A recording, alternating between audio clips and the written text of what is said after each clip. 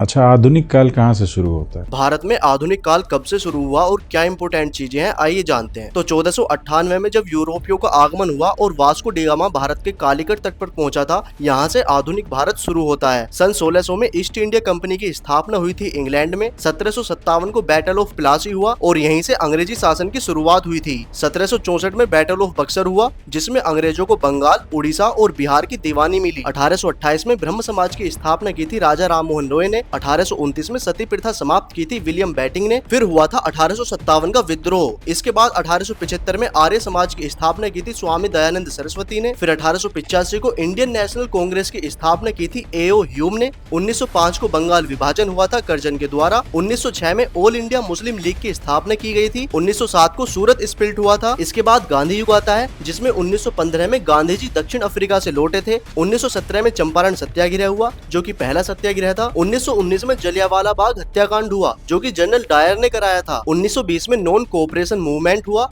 1922 में चोरा चोरी कांड हुआ। फिर 1930 में दांडी यात्रा और नमक सत्याग्रह। 1942 में क्विट इंडिया मूवमेंट यानी भारत छोड़ो आंदोलन हुआ। फिर 1946 में कैबिनेट मिशन आया। फिर 1947 में भारत स्वतंत्र हुआ और इंडिया और पाकिस्तान का विभाजन हो गया। तो आधुनिक भारत के बारे में ये कुछ इंपोर्टेंट जानकारी थी, जिसे आप याद रख सकते हैं। और वीडियो शेयर भी जरूर कर देना और साथ ही कमेंट में बताना कि करो या मरो का नारा दिया किसने था। और फॉलो भी जरूर कर लेना एग्जाम बाईपास को ऐसी ही जानकारी के लिए।